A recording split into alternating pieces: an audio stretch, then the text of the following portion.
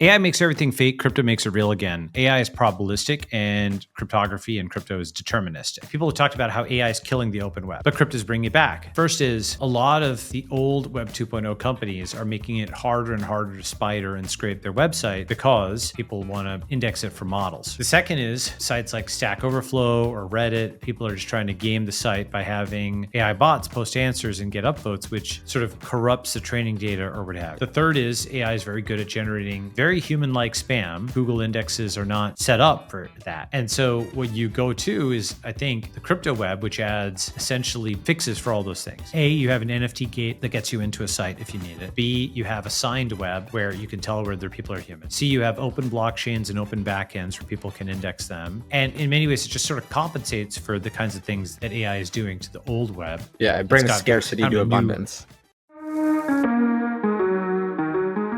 Hey, Balaji, thanks for joining today. Great to be here. Amazing.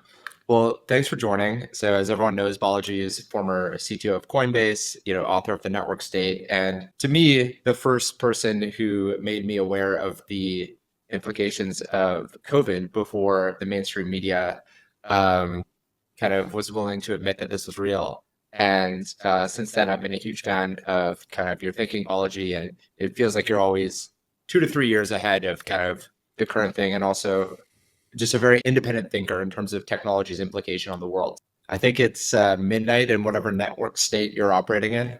Yes, I'm in the Asia time zone, so it's late over here, but always happy to talk tech, so let's do it. So very excited about this conversation.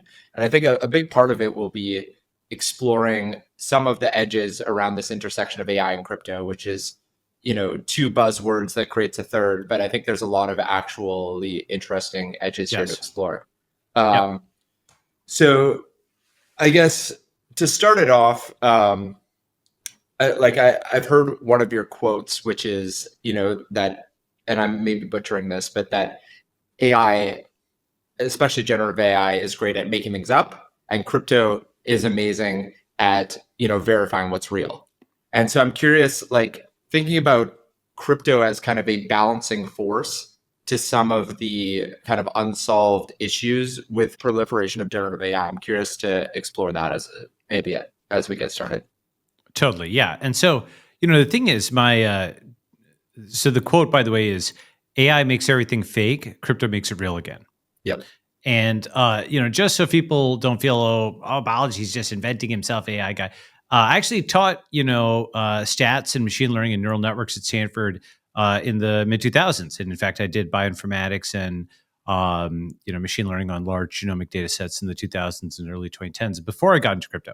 So I was a machine learning guy before I was a crypto guy. That was before the era of, deep neural networks and, the transformer in the modern era.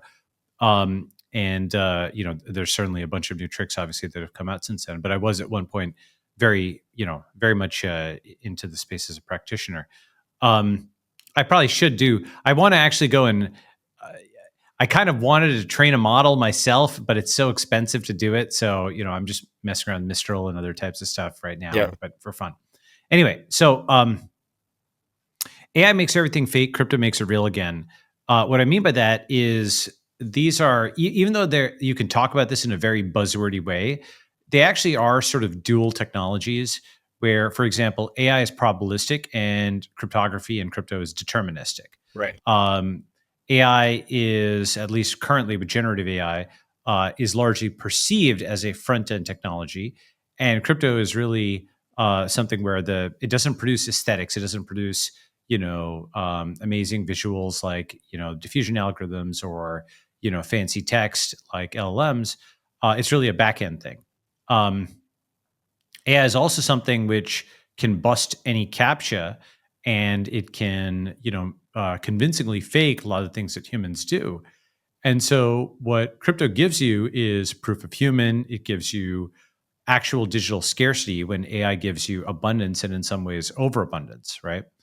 And so these are new tools where any of them, AI on its own will just flood the web with spam, but crypto can allow for the signed web, like on Farcaster, for example, where every post is effectively cryptographically signed with your crypto wallet.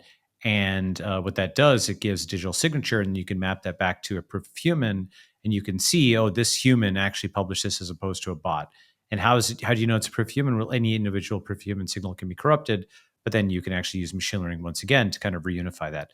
So there's kind of a dance between these two technologies, and so they complement each other in really deep ways. And so I don't think it's one versus the other only. They also complement each other. The other thing is that when you talk about what can AI do, um, I am currently, and I may be wrong about this, so I'll put an asterisk on it, but I'm currently of the belief that or at least the breakthrough that we would need for AI is for it to operate in highly time varying domains. Okay. So, for example, the other day, somebody had trained an AI on some game. I think it was some multi user dungeon game or something like that. And they suddenly found that the score dropped dramatically on some days and then rose on others. And eventually they found that on that day, it was a full moon. So, like every 2 weeks or 4 weeks, because this game, when a full moon was there, the rules changed, and the policies that the AI had learned for the last 13 days were no longer applicable on the 14th or whenever the full moon came, right? Right. And that's a small but very quantitative example of where time varying rules are something that it's out of training set. It's something the AI can't learn. Now the thing is that with generative AI, if you take, and you'll see my point in a second, if you take a text corpus, well, English doesn't change that much over time, so you can learn rules on it, right? Take an image corpus, the labels don't change that much over time, so you can learn rules on them. Or if you take a game like chess, and this is the whole deep mind school of things, you take a game like chess or Go. Again, the rules don't change in a sense, even if they can have very complicated outcomes. The rules are fixed, right? So in a deep sense, there's sort of static environments, right?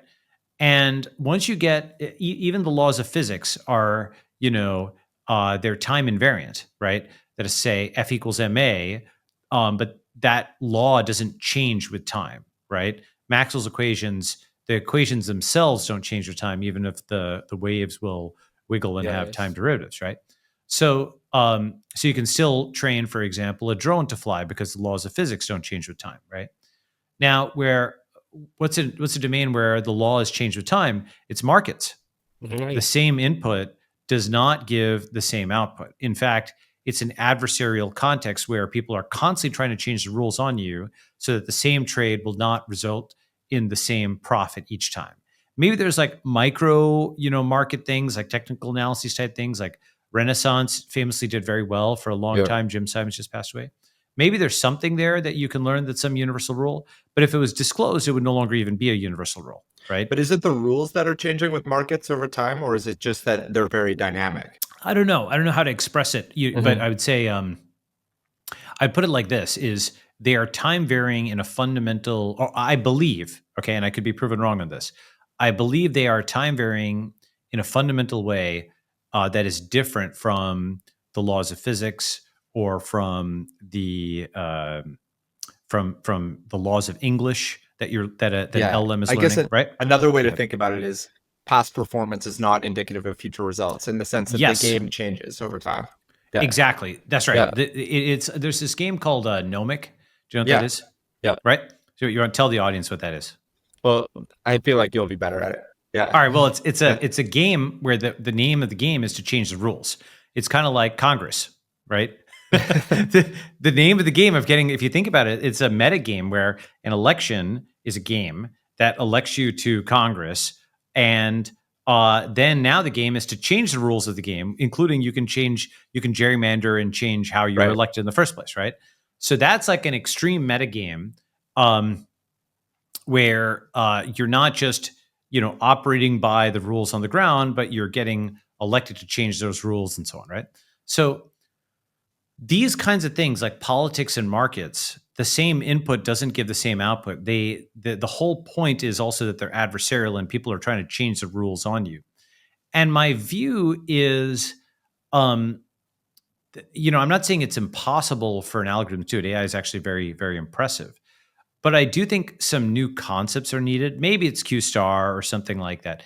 I think that the 2 or 3 major paradigms, for AI right now, diffusion algorithms I don't put in here because it's more on the image side, but the LLM style and the reinforcement learning style, of DeepMind and the LLM style of OpenAI and others, they don't work in highly time varying domains like markets and politics.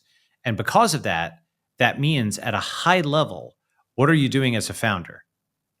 You are sensing markets and also nowadays politics, Right. right? So at that high level, you will have to sense those domains and then you give directions to your robot army, your AI army, right? So to speak. So that is, at least, I may be wrong about it. Again, maybe I'll look back in 5 or 10 years and say, oh, that was so stupid. But I think there's something potentially fundamental there, which is because people might ask, why won't it replace the top level as well, right? Why wouldn't it be able to goal set, right? And I think there's a top level set of things where you're perceiving very highly time varying domains that we don't yet have a good algorithm for learning. Let me Yeah. pause there. And one thing that's interesting about that thread is, one thing that's enabled AI is just the digitization of information over the last 20 years, right? And I feel like Right. crypto is actually enabling the digitization of markets in a more accessible and fundamental way that creates a training set that is, you could say, analogous to, the last 10 years of the internet. Is the next 10 years, as we move to a kind of a more cryptographic financial system, creates a whole new data set for these AI algorithms, as well True. as, yeah, go ahead. True. Except the thing is that when you have an AI doing, if you've got an AI trading bot, you also have another AI trading bot on the other side. And now you probably get back to some level of unpredictability because Right. if they're both playing to win, right? It's like playing, AI chess versus AI chess. Now it's back to becoming hard again, right? So I don't know. Is it possible? Is it basically the test of this, the Turing test would be the earning test? Like, can your trading bot just make Make money? money. And maybe the Yeah. answer is yes. Maybe that's happening, and maybe people are running them and not disclosing it. The cool thing about crypto is you can literally take an AI and have it earn crypto for you, right? If you want to be the next Jim Simons, there's a lot of arbitrage. That's true, in because crypto the markets markets. are programmatic. Yes, And I completely think that's the programmatic. other, interesting layer is that not only does crypto create a new data set, a more digitized and accessible data set for financial markets, but it also creates the execution layer, right? Oh yeah. Which I think is really interesting. I mean, it's so, like, the thing is, from somebody in like 20 years or something in the future, they'll look back in some ways they'll understand the controversy over crypto, as I'll get to. But in other ways they'll say, can you imagine that people could only send wires during banking hours, right? 40 out of Yeah. 168 hours a week, right? So you go from less than 1/9 of uptime, 25% uptime or less, to 99.9% uptime. That alone is the internetification of financial markets and settlements, right? That alone would justify the whole thing. And then you add the fact that it's got an open backend and that it's programmable and that it works on any device and that you can set up an account in fractions of a second and all that kind of stuff. It's a total backend change, and it changes exactly how you do things. So, I mean, it's really just, if you think about the internet itself, is taking all forms of information and putting them online, right? Movies and music and books and newspapers. What the blockchain does, it takes every form of scarcity and puts it on chain, which is currency, of course, but it's also stocks and bonds and so on and so forth. And now that we finally have some of the political breakthroughs, right? That's, I think, going to be a very important moment where we finally start to get true crypto equities and all the efficiencies you can get Yeah, out of exactly. it when the old system just concedes. And somebody said something very good, which was that the anti-crypto movement is disproportionately concentrated among older representatives, older senators, older congressmen that just don't get it, right? They're just not internet first enough. Anyway, let me pause there. Go ahead. Yeah, it does feel like, in this world of AI agents that are autonomously executing tasks, you need an open protocol for finance in order for it to actually do things. Like, you have an open protocol for email, for example, so agents can, read documents and send emails. But I think to actually move to the next level where these agents can actually execute more real world tasks, it feels like there's almost no alternative to crypto being the back end. Yeah, that's right. Because the fundamental thing is with crypto, a program can hold money. And here's an analogy. Before the internet was in widespread use, you had to have a human assigned to a telephone number to first order, right? You had a phone book and every telephone number had a human name next to it in the white pages, right? Or you had a business name, but basically there was a human who owned that business. Afterwards, you could get a machine that had an IP address. And for example, you could have a shared computer at an Apple store that many people used. And it wasn't just like assigned to one person. It wasn't, and that concept of an IP address that a machine could just have, we take it for granted. But imagine if every single server in a server farm had to have like one human's, associated with it in order to send or receive messages. It couldn't just be handed as a machine from one party to another, right? That's the same as going from a human associated bank account where there must be a human name on the account to a crypto address that a machine can send and receive money to autonomously, or an algorithm can send and receive money to autonomously. You've actually unhooked it in a very fundamental way, right? And that enables new things. For example, you can have a program spin up 100 different addresses in a fraction of a second, whereas to open 100 bank accounts would take, weeks, months, if they even let you do it, right? And so just that alone is a complete transformation of what's possible on the scale of going from, like physical mail to email. Just to give you a small example, why would it be useful to open up a bank account quickly? Well, think about how helpful it is to be able to just quickly set up a website to test an idea, right? A small example, I saw something, you saw Phantom Wallet the other day is now above Square Cash even. All respect to Square, right? But that's consumer crypto, right? That is the number one free app financially in the App Store, right? And FanDuel is just a very well built app. I have no stake in or anything like that. It's a great company. I probably should have invested. I had, Yeah. But the thing about Phantom Wallet is it's so easy to use that there was a bake sale, not exactly a bake sale, let's say a bake sale equivalent, like a kids thing that I was at the other day, and all the kids could just boom, like this on their iPad, set up Phantom Wallet, or their iPhone, set up Phantom Wallet, and just like a bake sale, just start receiving payments right then and there. Now, to send the money out, you need some SOL. Okay, fine. That's still like kind of a pain. But to receive it, you don't. And if you think about how much ceremony is involved with setting up an account to receive, the legacy financial system does not make it easy to just quickly receive payments, right? You have to have an entity and you have to get a bank account or go to the bank. And then you can receive things through like a Stripe thing and so on and so forth. That fiat system is just so slow. Here, this is like Back to the Future. This is like put out a box, accept cash, right? It's that simple, except it can also now be done from the other side of the world, right? Or from the other side of the room, and an arbitrary amount of money and all the digital benefits, right? So just like instantly being able to set up a bank account, that alone is another, it's like the uptime thing we just talked about, going from less than 25% uptime to 4 nines uptime, right? Going from days or weeks to set up a bank account to fractions of a second. There's many different ways in which the crypto system is not just like 10x, but multiple orders of magnitude better than the legacy Almost system. binary. Like these agents almost can't operate in the financial system, which unlocks so many real world use cases without That's right. crypto as the back end. And I think Yeah. a third thing, which is similar to many areas of crypto, is just beyond the technology, but just the coordination and incentive system, right? Like theoretically, if every bank, like there's no technical limitation for a bank not to accept money 24/7 or not to have open APIs, etc. But it's an incentive issue, which I think likely won't be broken unless there's a parallel system that's built. Yeah, this was something people used to say back in the day. They used to say, "Oh, the banks will just adopt all the crypto innovations," and I'm like, that's like saying, I mean, to oversimplify, but it's also true. It's like saying Blockbuster will adopt all of Netflix's innovations, right? First of all, as you said, exactly, They should have, yeah.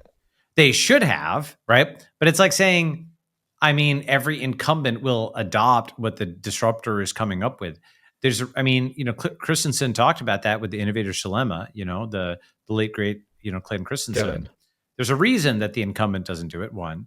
And number two is one of the reasons that incumbents, especially in the financial space, can't do it is that they are hamstrung by all these rules and regulations. And also Right. they don't have the upside for doing it, right? Like when you take a risk on doing something, it upsets somebody's apple cart, you know? Mhm. Somebody often doesn't want that level of real time or that level of transparency or, that level of uptime. It Or means breaking the monopoly. One of the interesting, exactly. yeah, exactly. Like when you That's right. custody your equities at a certain bank or brokerage, they have a monopoly, practically speaking, on the financial Right. services that they can give you because no one else can collateralize those assets. Exactly. That's right. So why would they want you to even be able to withdraw it? Why would they Mhm. want any of this, right? So it's actually, I mean, cryptocurrency and what it really represents is so amazing in terms of a genuinely bottom up grassroots reform of the financial system globally, right? Yeah. It's actually amazing when you really zoom back. I mean, just to contrast it, like, obviously mobile is amazing. I'm a fan of everything that Google and Apple did with iOS and Android. Um, but the thing about mobile or even AI is they came to some extent top down, right? In the sense of, mobile with iOS and Android came from Google and Apple, which had huge name brands by that point. Um, and AI came top down from, at first the research labs at major universities and then the big tech companies. Although But OpenAI was a good start. I know they had a lot of true, insider support, but yeah. true. Yeah. But I would say that's not, it wasn't as grassroots as I would say social and crypto were more grassroots in terms of how they started, right? Of course, Facebook eventually became a big company, but in the early 2000s, social was not something that was pushed top down by Microsoft, right? So social and crypto, I think, came bottom up, and mobile and AI came more top down, which is fine, just different emergence modes. Go ahead. Yeah. So I'm curious to go back to like, I think this is an interesting thread of kind of crypto as an accelerant to AI, as we were just talking about, right? Kind of new data sets and enablement on the execution layer for, anything financially, financial or asset related.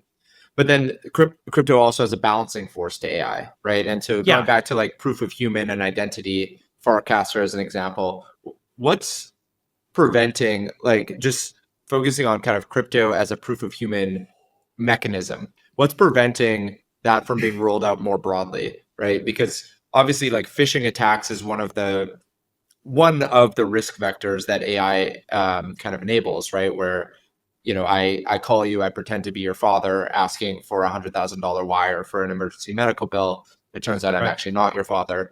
Maybe cryptography can become cheap and accessible enough on that phone call that it can actually verify that I actually am your dad. But so what's preventing us from that world? So a few things. First is one thing I'd say is I'm not a shoehorner. Like that is to say, if a technology doesn't work in an area, I wouldn't do crypto plus AI for the sake of it. Right. So with that proviso, um, two or three things. First is there are several hundred million people who have crypto wallets, right? I would say we would have even more if literally the government hadn't been fighting it continuously for the last 3 or 4 years, right? But it's an amazing achievement to have as many as we do. And So I think, first of all, post legalization, when I say legalization, of course, legalization is gradual, right? In many ways, this is like a replay of the crypto wars of the 90s, where the question was, could strong encryption be in the hands of individuals? And that was a hard fought battle in the 90s before, you or I, like, that's old enough that like Andreessen lived through that, right? Of course, we lived through it, but, he's conscious, and The a plans professional that living. actor. Yeah. Yeah, exactly. Right. So, the point being that basically now with greater legal support, with now both presidential candidates falling over themselves to be pro crypto, we're going to see a lot of things change very quickly, and I think you're going to see a lot more companies step in with the water being warm. I mean, now that BlackRock and every major Wall Street hedge fund is announcing they've got stakes, this whole thing about, oh, it's illegal or it's quasi legal or whatever, it's funny. Like a few months ago when the Bitcoin ETF came out, one of my friends, not friends, colleague, whatever, just a guy I know from overseas, or whatever, was like, "Oh, hey, Balaji, do you see Bitcoin is legal now?" And I was like, "Okay, lol." That's the level at That which makes it less many. fun. Well, yeah, but basically, it's like, this kind of person who's like, "What kind of Bitcoin should I buy?" You know, And you have to remember, anybody who's outside of space, it's funny to us or whatever who are within tech, but it's kind of like, I don't know. Okay, I don't care about watches.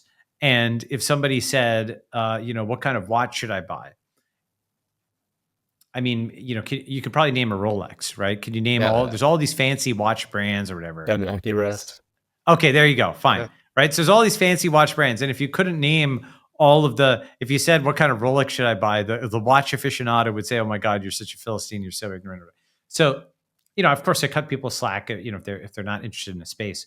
Point being though, the entire space had been held back in many ways, especially in terms of distribution and integrations with the legacy system by its perceived, risk or legality or whatever. That's all going to change quickly over the next, knock on wood, over the next few years, if it all goes well. But it looks like the momentum is good right now.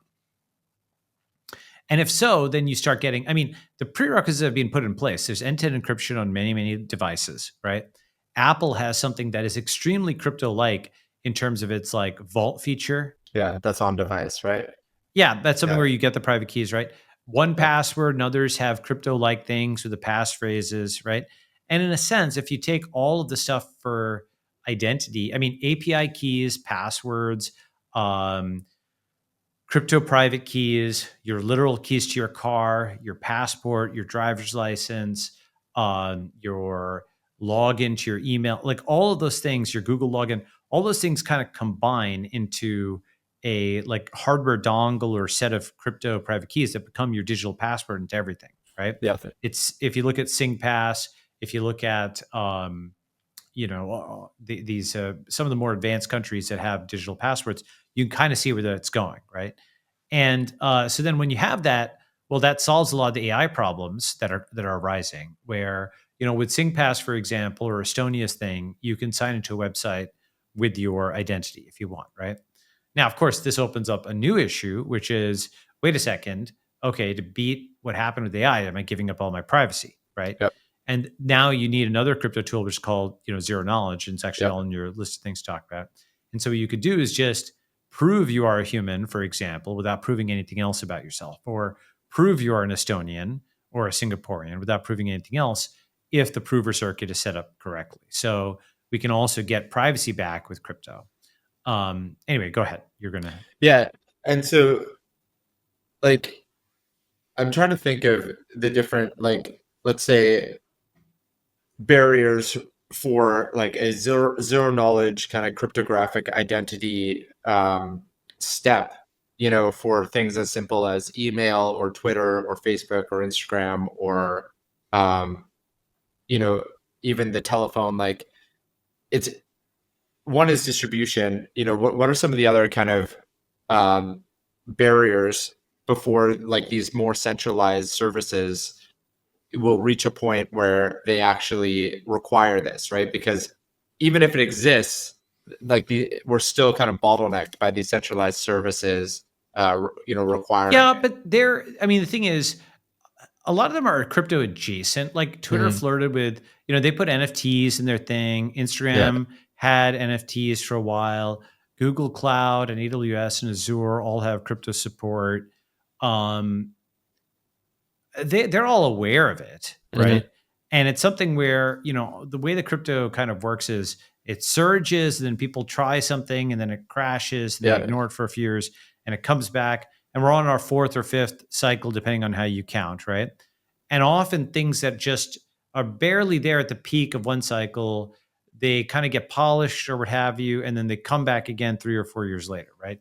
Like CryptoKitties with NFTs, and then that crashed, and then it came back with a huge NFT boom, and that crashed, and now that's coming way back with the with micro NFTs, and with Solana making it really cheap to send lots of little NFTs, right? So in the same way, I think a bunch of companies that had sort of flirted with crypto before will integrate it more, right? Yeah. And I think just the aspect of, one reason a long time ago, like, I don't know, this sounds like forever ago in crypto years, but 2018, 2017, when ENS was first coming out, right? I knew that eventually crypto logins would work for one very simple reason. You know what that was? Sorry. because when you log into a website with your ENS, you also have a balance. Mm-hmm. You Yeah, think and so about how, it makes you're bringing a like it's it's the combination of a login and connecting your credit card, which is obviously valuable for the application. yes, right? Yeah. If you think about that, sometimes you can know that a problem is hard when you realize it hasn't been solved yet, right? So Google and Facebook, they have whatever billion number of people who log into websites every day with Google login and Facebook login. These are very sophisticated commercial actors. And yet it's just the email account that you log in with, and that's the only thing you can give to the site. They have somehow not managed to be able to link Google Pay or Google Wallet or Facebook credits to the site on the other side, right? Something is holding that back, whether it is regulations, whether it is the difficulty of moving money. Something has made it difficult for them to have 1,000 Facebook dollars or whatever in your account around the world, right? And that's there's an unobserved gigantic boulder in the way of these very sophisticated commercial actors not having a balance associated with those accounts, right? So just that, I mean, Apple is the closest to this, where they have Apple login and an Apple Pay to pay. They're like probably the best version of this. But even still, it's hiding behind like this credit card thing. And it's like the best version of the old world, but it's still not like fully integrated. It's not like you can load the balance into a site and so on. It works well for shops and stuff, one-off payments, but it's not like zing, zing, zing. I can pay as quickly as I can tweet or like or something, right? So, another thing that's sort of like that, by the way, of the unobserved, observable. How many, this is a point I made like 10 years ago, but still relevant. How many websites have you gone and put your credit card into? A lot. A lot. Okay. Those are websites you're paying. Okay. Yeah, like 200 at least. Like easily, right? Easily. Privacy.com, by the way, is a really good tool for guarding the zillion credit card billing events or whatever, right? Okay. Now, here's a question, a second question, which is, how many websites have you put your bank account into to get paid out? Very few, like TurboTax. Very few. Yeah. Yeah, exactly. So I don't know, 5, 10, right? But that's actually kind of surprising, right? Why is it that there's thousands of websites, every website you're paying in, but payouts seem to be very hard on the internet. Yeah. Well, for one reason, if you put your bank account into a site, they can actually debit from it. So people are which is crazy. Yeah. Which is crazy, right? Yeah. Like it's just insecure by design, right? Because the whole thing was designed for an offline world, right? Mm-hmm. So just again, that's we talked about uptime going from sub 25% a week. We talked about the speed of opening a bank account. How about the security of it? Like basically your account, your crypto address is more like your email where people can send to it. They can't just debit from it, whereas your bank account is insecure by design, right? And just another example where crypto is not 10%, but 10,000x better, right? Mm-hmm. Okay. Point being, there's some force, unobserved force, that is making it difficult to execute payouts on the internet. Those companies that have managed it have become massive companies. That's, for example, Apple and Google with the App Store and Google Play, right? That's, the Facebook with the platform to some extent. That is Amazon with affiliates. That is Uber and Airbnb with drivers and hosts. And that is now Twitter with its payouts that's using Stripe for. Mm-hmm. But in general, payouts on the internet are actually pretty challenging to do, even still. Crypto makes that easy because you can instantly set up a new account on a site and get paid out there. Go ahead. Yeah, that's interesting. I mean, the other dynamic, obviously, is that businesses want my money and they don't want to give me money. True. Yeah. But crypto means instant jobs. Yeah. Just more so liquidity. You could imagine. Yeah, exactly. Like the thing is, like with Uber or Airbnb, you're doing a job for them and then they give you a cut of it, right? Why isn't there more of that? Answer is it's actually really difficult to just quickly pay somebody with low overhead. Especially cross borders. Yeah. Especially cross borders. That's right. So now you can go and click and set up a new crypto address as quickly as you can set up a new account on that site. So that's why the aspect, connecting it from before, I was like, you can set up 100 accounts programmatically. Why is that useful? When I can set up a custom account for every site with one click automatically on the back end and then, accumulate funds there. And when I want to withdraw it to my main account privately, right? It's basically, go ahead. No, not only does that enable human labor marketplaces, but of course it enables like agent to agent payments. Yes, that's right. So that's another area where AI and crypto really love each other, right? Where if you're an intelligent agent, something I wrote about, somebody actually wrote a paper on this as well, and after an API, application programming interface, that'll probably be like, whatever we call it, an AI API, right? Which is how the AI interfaces with a website, as opposed to, and the difference is that a normal client where it's a Python script or you're curling, that is something where every step is deterministic and it's got a very low error rate and it's meant for bulk operations. An AI API is like an inquisitive human that could make errors. Right. So the AI, but it's going to be a lot faster than a human, right?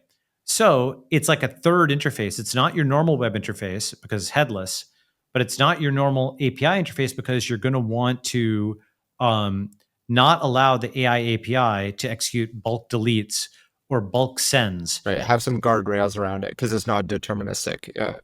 Exactly. That's right. Because probabilistic, you want to enqueue all those actions and then bring it back to the human who will click yes, I will execute this series of actions for you, right? So it's like a golden retriever, it's a dog that accumulates a bunch of things, a stack of actions, brings them back and you click them. And now crypto comes in extremely handy here because that's how this thing can execute. Boom, right? It goes and searches a bunch of sites, and the new robots.txt is like a crypto store version of all the items there that the AI API can see those prices and it can spend crypto to buy them once a human gives them the go ahead. Yeah, exactly.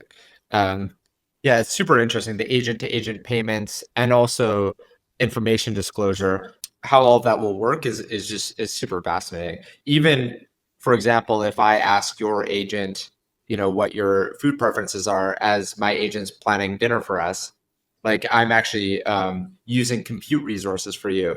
And so there's even micropayments like that may be interesting. I mean, that's probably too small to matter, but I may ask your agent to like do a bunch of research for me that actually may require a smaller micropayment. Yeah, exactly. That's right. So just to enumerate certain things we talked about. We talked about AI makes everything fake, crypto makes it real again. We talked about AI is probabilistic, crypto is deterministic. We talked about AI agents will want to pay for things, and crypto actually allows algorithms to have money and to make those payments. Um, we talked about how Identity AI, and proof of human. yes, Yeah. exactly, means that it breaks all captches and crypto restores identity with proof of humanity. And also, AI has lots of spam on the web. And so, crypto allows for a signed web where, like Farcaster, which is a working example, everything is signed basically with your wallet. You've got Balaji.eth or Vitalik.eth. And I should look at the exact details of the latest version of the Farcaster protocol, but I know it's on the roadmap to have everything having, effectively digital signature there. And so there's a few more points. One big one is that people have talked about how AI is killing the open web, but crypto is bringing it back. Why? Because blockchains are a gigantic public data structure. Something like, for example, a Farcaster protocol or And when you Lens. say AI killing the public web, you mean because you don't need to actually navigate to an app or website because it will just deliver the information for you? Well, it's several things. First is a lot of the old Web 2.0 companies are making it harder and harder to spider and scrape their website because, like people want to index it for models, Yeah. right? For example, Twitter famously under Elon made it much harder to just view tweets logged out, where it used to be much easier to do that, Yeah. right? Now you have to log in to view all tweets. Okay. The second is that sites like Stack Overflow or Reddit, people are just trying to game the site by having AI bots post answers and get upvotes, which sort of corrupts the training data or what have you, Yeah. right? The third is AI is very good at generating very human-like spam, and so Google indexes are not set up for that. And so what you go to is, I think, the crypto web, which adds essentially fixes for all those things. A, you have an NFT gate that gets you into a site if you need it. B, you have a signed web where you can tell whether people are human. C, you have open blockchains and open backends where people can index them. And in many ways, it just sort of compensates for the kinds of things that that AI is doing to the old web. Yeah, it It's brings got scarcity kind to of a new, abundance. yeah, exactly. It's got a new sort of armor plated.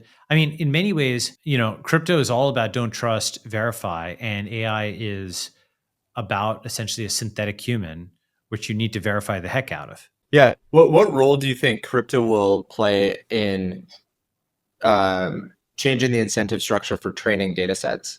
Right. Like you right now it's binary, right? Elon either allows the Twitter data to be trained by his competitors, or he locks it all down. There's a scenario where he just sets a price using crypto, where any model that wants to train, he could somehow detect that it's being used for that purpose, and he actually gets compensated.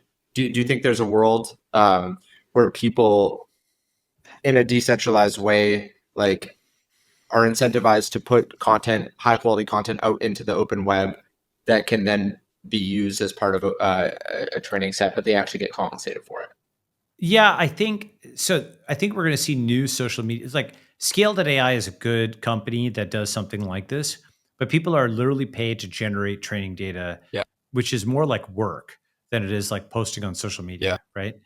And so I think that just becomes the new digital blue collar. Like basically, like huge numbers of people in India and other places will just be employed generating training data, driving around, picking things up, jumping up and down, whatever is needed to train the algorithms. That's digital blue collar. And there's an enormous number of things that you need that kind of training data for. And there's a huge appetite for it.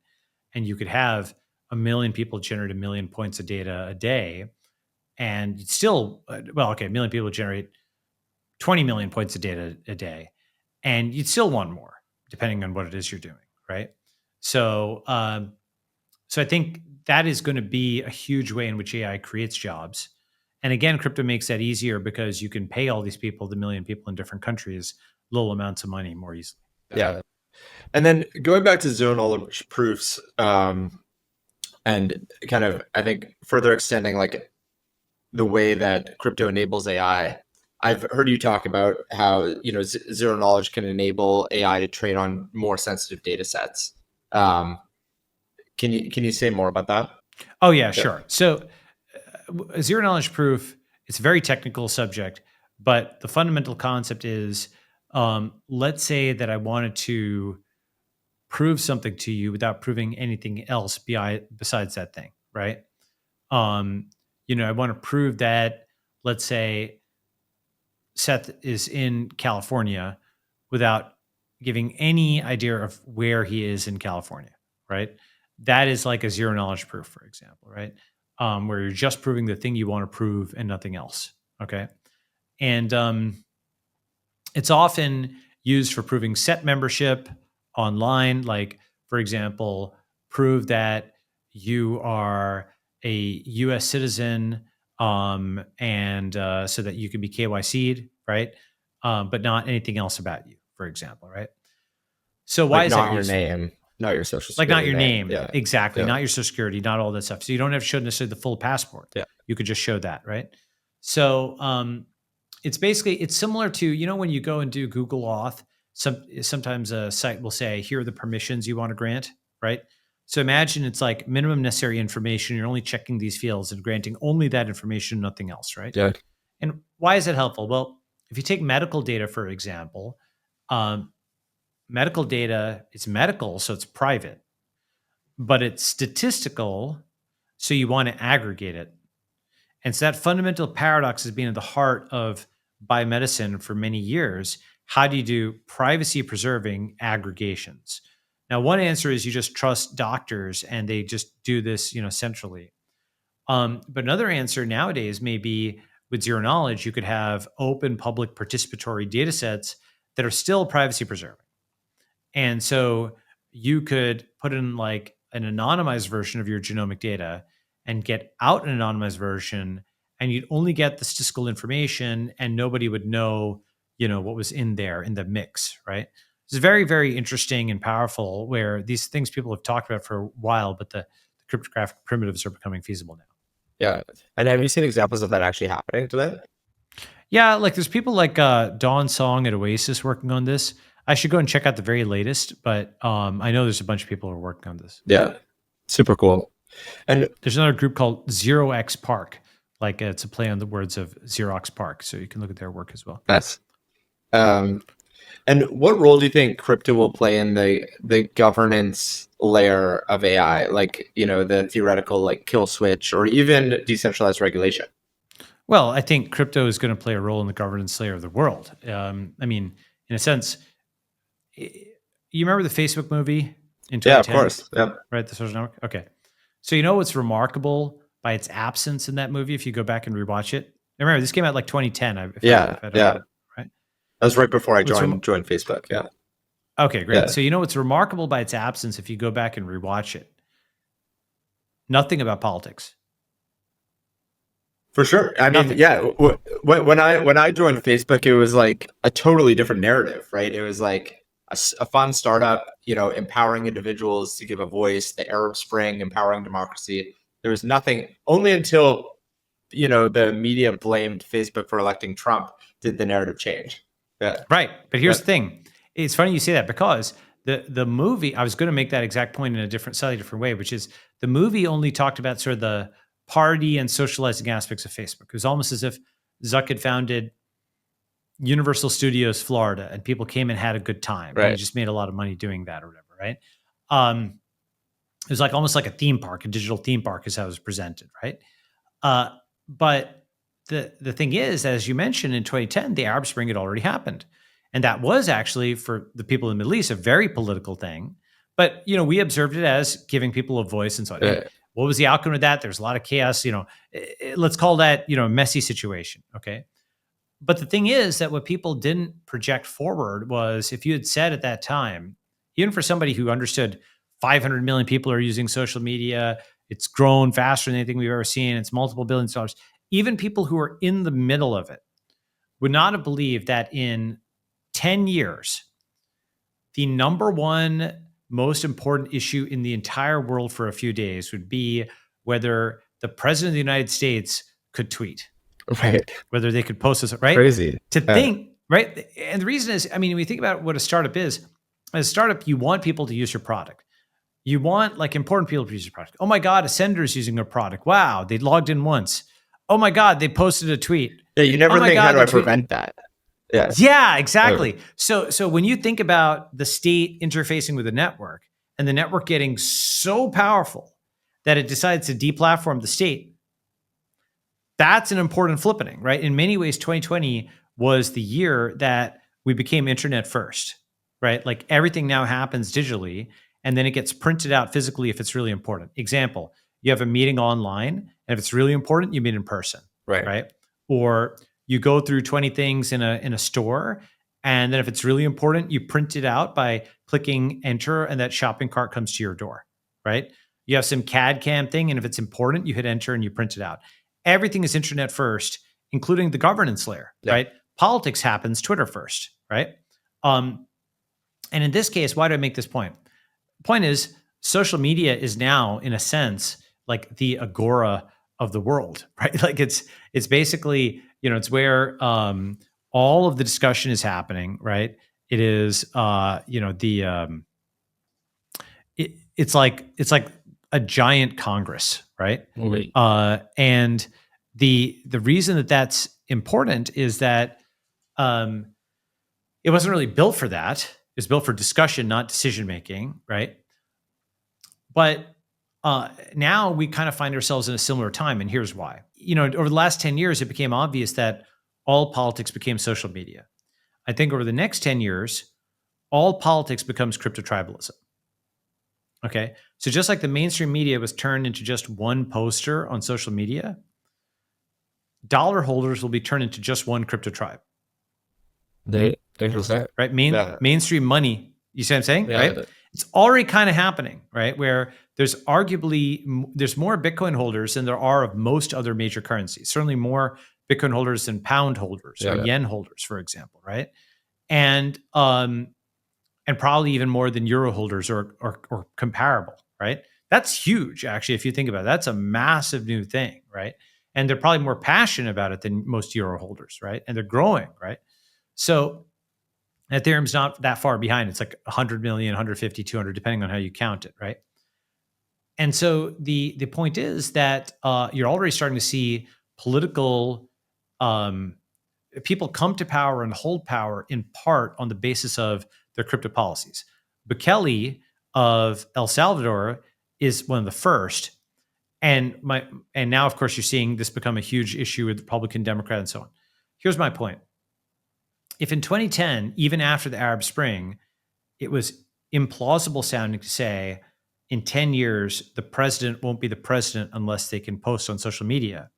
In 2021, even after a sovereign held Bitcoin, in 2023, even after in 2024, even after BlackRock holds Bitcoin, it still will sound implausible to you, perhaps, if I say in 10 years, the US government will be out of money if it doesn't hold Bitcoin.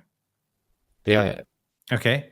And what that means is when you ask about governance, that means crypto, like Bitcoin and what crypto represent, are a government of governments. They're like above governments in the sense of they constrain profligate states because the money can't be printed, or at least Bitcoin can't be printed, right? So it goes back to the gold standard, where the gold standard used to constrain states because if they didn't have the gold, they couldn't fight wars. There was a constraint on what they could do. Now that's going to be as big a deal as social media's, all the convulsions around social media in the 2010s are just a prequel of the craziness that's going to ensue around actually going to limited So budgets. what does that mean in terms of actual policy influence? Oh boy. Well, I think, for example, you're going to get Bitcoin is a strong enough force that I think you're going to get 3 classes of states. What I call Bitcoin atheist, Bitcoin monotheist, and Bitcoin polytheist. Okay. So a Bitcoin atheist state is a state where possession of Bitcoin in private hands is outlawed. Yeah. It's like China, I believe, right? It's like China, for example, right? So they I don't think they've outlawed it in private hands, but they made it hard to mess around with it, right? Hong Kong, they're allowing it, but mainland China, it's still not, right? So that's something where in a bankrupt state, they will also probably want to restrict Bitcoin in private hands. It's like cheating the government or something. It'll be called something like that, right? I don't think that's what just it like is, you but can't buy they'll call US dollars in countries with breakaway inflation.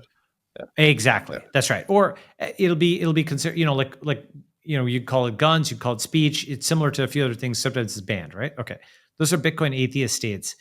Then Bitcoin monotheist states or Bitcoin maximal states will allow Bitcoin and only Bitcoin, no crypto, no anything. No fiat? Well, the fiat would have to be backed by Bitcoin. Yeah. Right? So gold backed, or either gold or Bitcoin, only really hard, but no hard fiat. Yeah.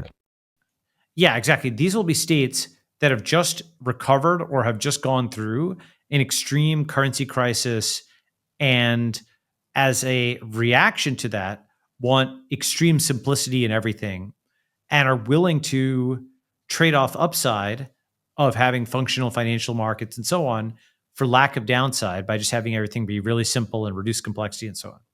So those will be like Bitcoin monotheist, Bitcoin maximalist states. And then finally, Bitcoin polytheist states, I think, will be like the UAE or Singapore or financial capitals that have enough prosperity that they can tolerate complexity and allow Bitcoin and other coins alongside. But I do think that sort of trichotomization will be as much of a factoring of the world as guns or speech or other kinds of really important things where you have very different legal regimes and very different results as a consequence. Yeah. Super interesting. I wanted to get your take on truth. I know you talk a lot about citizen journalism and kind of it's this interesting dichotomy in some ways where like we have more information available to us than ever before, and yet our kind of shared understanding of what's true and what's not is also more divergent than ever before. Now, first of all, I actually want to get your take on if that's actually true or if that's just the perception, meaning that in a world with more centralized information, there was more cohesion around bullshit potentially, And so there was just as much, or maybe even less truth, but it was just we all believed the same lie. Yep. So do you believe that first of all, do you believe that there's more truth now or less truth? It's a great question. Um, I think that there's more upside and more downside, right? Yeah. That's to say, I think, when the mainstream media, for example, will look at the internet, they will see QAnon, but they don't see Satoshi Anon, Yeah. right? So they see a downward deviation, which has worse evidentiary standards than the mainstream, but they don't see an upward deviation that has better evidentiary standards than the mainstream. Yeah, it's like right? learning about COVID on Twitter is actually more truth available. Yeah. Exactly. And for us, for like investors, VCs, people who are essentially, for lack of a better term, professional researchers, I think I'm going to qualify this with many asterisks, but I think on balance, we get better information by taking in the feed and figuring it out from there and then acting on it. Yeah. Than we do from just having it sort of spoon fed to us. Right. And especially spoon fed to us by people who are just really insistent, stamp foot that they are the institution. Right, who have a political bias and are not the ground truth. Yeah. Yeah, exactly. And the thing, especially during COVID, like masks don't work before they do. Right, exactly. Yeah, that was so ridiculous. Ridiculous, right? Yeah. And there's so much, standing on the prestige of science. And the problem is, and this is a complicated thing to talk about, but basically there's at least two failure modes, right? And then there's the third success mode, So failure mode one is to say, science says you need to listen because this study just came out last week and so forth. That's one failure mode. And the second failure mode is say, oh yeah, well, screw science, screw scientists, screw all of that. I'm just going to go to my crystals or makeup or whatever. Yeah. Right? And so the third and the hard road, but I think the road we need to take is the road of decentralized science, which says science is not prestigious citation, it's independent replication. Right. Right. Example, what happened with the superconductor thing was good because there was no political line on that. The institutions were actually silent. There's no long-standing doctrine that superconductors mean that you're on the right or the left or whatever, right? It was silent. It was not a political issue, unlike a lot of other things. Everyone just tried to replicate it based on the paper. Yeah. Bingo. Yeah. That's independent replication rather than prestigious citation. Nobody cared about the reputation or the institution of the guy. They just cared about the algorithm or the process to like cook the aluminum or whatever it was to make that superconductor and then test it. And then there were prediction markets going on. That was an interesting week. Yeah. Exactly. Yeah. And that's awesome. That's a glimpse of it. Another glimpse, more than a glimpse, is Satoshi and Bitcoin and crypto show the value of decentralized truth because that's what the blockchain is. It literally is something where whether you're Indian or Pakistani, whether you're Japanese or Chinese, even warring tribes agree on who holds what amount of Bitcoin, like the state of the Bitcoin blockchain. And that's the kind of thing that people have absolutely killed each other over in the past. Like you're talking about billions, but billions and billions of dollars, right? So that's actually really important where Bitcoin shows that you can get decentralized truth, right? Yeah, right. And non-obviously, if you can agree on one byte in a highly adversarial environment, you can agree on a string of bytes. If you can agree on a string of bytes, you can agree on many other kinds of information, at least some of the basics, like who put this on chain and what did they put on chain and when, from the digital signature and the hash and the timestamp, right? So in general, by the way, with a lot of these things, I think we just need the internet first version, right? What's the internet first version of science? Well, it's decentralized science. What's the internet first version of journalism? Well, it's citizen journalism, where everybody's participatory journalist and they, rather than a professional journalist class. What's internet version of democracy? So I'm writing an article on this crypto democracy, right? Where what you're doing is you're saying, well, actually, internet voting already exists. You have the low stakes voting of Reddit and Twitter, where you're upvoting things. You have the medium to high stakes voting of something like snapshot.org, where you're voting on DAOs for the allocation of hundreds of millions of dollars in funds. And you have the ultra high stakes vote of, for example, in Estonia, which actually has cryptographically verifiable hardware wallet like things. and you're making decisions on war and peace, and they may even have their former prime minister running NATO. So you're talking very highest levels, internet voting is already working, right? So crypto democracy would basically say, rather than just yelling, we're protecting democracy and so on, you defend democracy with cryptography. Mhm. The same technology, which allows you to send one Bitcoin, allows you to send one vote. Yeah, exactly. And then you don't have this, unfortunately, emerging, disillusion of truth, even in America. Exactly. That's right. Now, every vote counts because you can count all the votes. Yeah, exactly. Right. You can get a zero knowledge receipt of everything, like all kinds of stuff. The whole system can be set up to be audited, right? To build, trust in the system.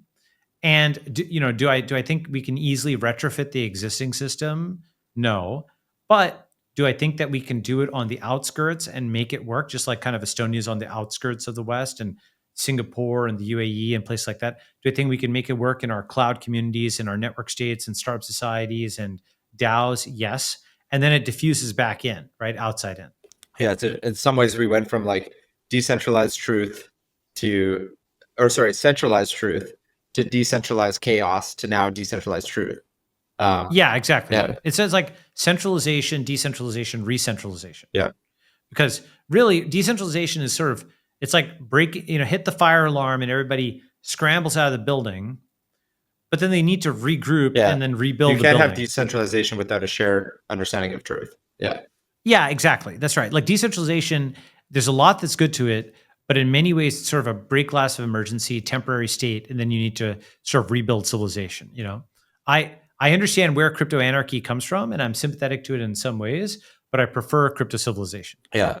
And on that note of kind of decentralization, what's your take on open source AI, whether that will be a, primary part of how these AI models evolve, and what its implication is on kind of societal risk and how and regulation? So I hope it wins.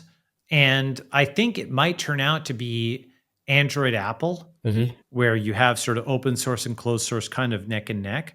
But open source AI really should exist because it's something which, at a minimum, a bunch of large companies that are big enough to fund something, but not big enough to fund a full model, should be able to get together on something like the Linux Consortium and train an open source model that they all use, or else they'll have to pay huge API call costs to, whoever has the big closed source model, right? So, plus governments will want to have their own.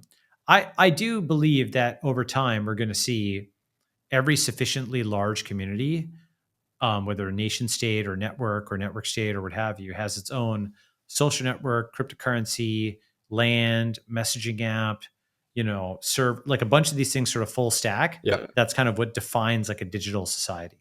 So, yeah.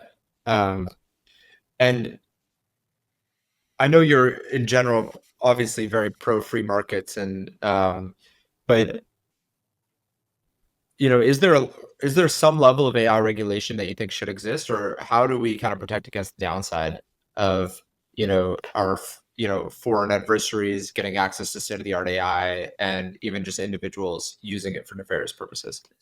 So the thing about this is basically like, I'm not, against, all states. I'm just very skeptical of this government, right? Yeah. And the reason I say that is, let's just take the last disaster, okay? Let's take COVID. It's now coming out, which people kind of knew, that like the US government and the Chinese government seem to have funded this research, and Fauci has covered it up. Like Sachs has talked about this. A lot of books have been written on it. It's now kind of coming out that seems real, right? With the discovery and the emails and so on. And so how's the US government going to protect us from existential risk? It's causing the existential risk. It's funding the gain of function research, right? Number one. Number two is when it comes to like killer AI or something like that. As I mentioned, I tweeted about this, but like the killer AI is coming. It's called drones. Yeah. Or it's basically, it's here. Yeah. It's here. Yeah. It's here, right? So like, because the question I always ask when people say, oh, AI is going to kill us all, I'm like, okay, exactly how? It's a digital life form, right? If it's a life form. How's it going to kill us? It's going to need actuators in the physical world, right? It's not going to scare you to death through the computer. It's going to hit you with something, right? What is it going to hit you with? Either it's going to be so persuasive, and this is a big thing for them. It's so persuasive that it controls the mind of somebody and turns them into a bot, which I don't actually think is that likely unless that person is themselves kind of like a Aum Shinrikyo type cult member or whatever. Like if they're Heaven's Gate or something, okay, right. They're crazy themselves and the AI has changed them into that, right? They type something into the prompt. They're like, I can't believe it said this to me. And then they go off and run, but they're crazy in the first place. More plausibly, the AI is scripting a drone or a robot or something like that, right? That's possible. I could see that sci-fi scenario, the Skynet scenario playing out. But guess what? Governments aren't going to stop that from happening. They're going to do everything they can to accelerate it because everybody's all in on drone warfare. Right. So the thing is that, like, yeah, there's a national security argument, there's an AI argument, but they combine, I think, in different ways in the narrative, right? The problem is right now we're sort of on track. Like, I think we can probably fix this, but with nuclear physics, we ended up getting sort of the tragedy of nuclear weapons, but not enough nuclear power, right? Too many nuclear weapons, not enough nuclear power. So it'd be a tragedy if we got all the killer AI, which you say is going to be funded anyways because which is going to get funded anyway. That's exactly to create it. Yeah, exactly. That's right. So the killer and none AI of is the drones. like AI doctors or AI, therapists or that just accelerate everyone's quality of life. Yeah, exactly. Yeah. So like people are spending. I had this kind of one-liner or whatever on this, right? But like once you kind of just remap it as killer AI is drones, right? Like that's it's just something where the state isn't going to stop with regulation. It's going to be the number one funder of AI weapons. Maybe that's a necessary evil, but then other AI regulation is unnecessarily evil. So reject all the compute bans, right? The thing about this AI safety, it's bizarrely focused on the AIs guided by prompts rather than the AIs that are guiding the bombs. Yeah, well, right? Like people want to regulate AI image generators rather than AI target locators. I think it's an interesting point that, I think it's an interesting point that you're making. And I feel like this is a classic kind of mental error that people make, which is kind of underestimating the status quo because people only detect change, meaning that you're not making the argument that open source AI is safe. You're just making the argument that people underestimate the risks of centralized AI and centralized regulation. I will say that I do believe, to go against open source in the name of safety, I don't think is smart. So I will also make the claim that in general, if we're going to get, first of all, I like a lot of the people involved, okay? But it has to be said, the people who are saying, let's close down doing it for their own benefit, they have large interests in companies that want to close that think, and the thing about this is, I think they're wrong. Even their logic is, we have a short-term advantage with this closed model. Let's stop all future development so we can get a few more $1 billion out of this company or whatever. Come on. That's like such a negative sum attack on the commons to try to shut down all of the research so you can eke out a few more billion with one company.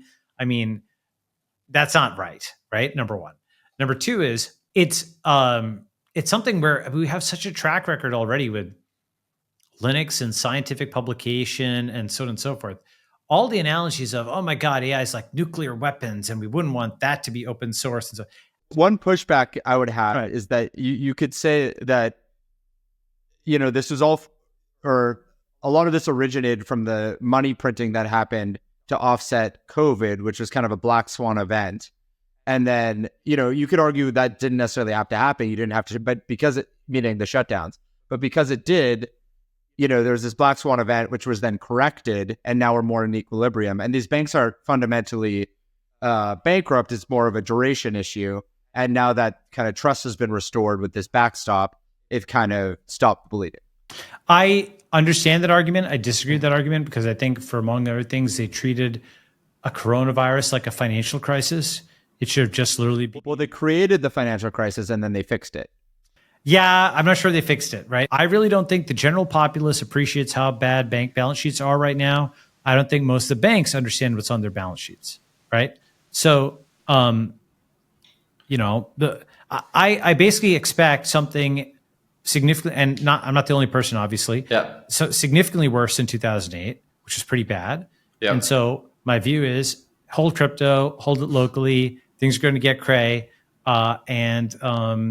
that's my prediction for the next couple of years, 2-3 years. But we'll see. I may be wrong. I hope I'm wrong. Awesome. Well, the thing is, crypto does well either way. If the economy rips or if the economy collapses. Yeah, in that sense, that's true. Okay. Well, this has been fascinating. Thanks for doing a late night call in Asian time zone. And this is, it's always super fun to catch up and debate these issues. Awesome. Thanks, Seth. Yeah. Thanks for listening to Product-Led AI. You can find more information about today's interview and the entire series on the website productledaipod.com. You can subscribe to the show on all major podcast platforms and watch the video version of this interview on YouTube. And if you want to get all the links and details delivered right to you, sign up for my LinkedIn newsletter. I'm Seth Rosenberg, and this is Product-Led AI.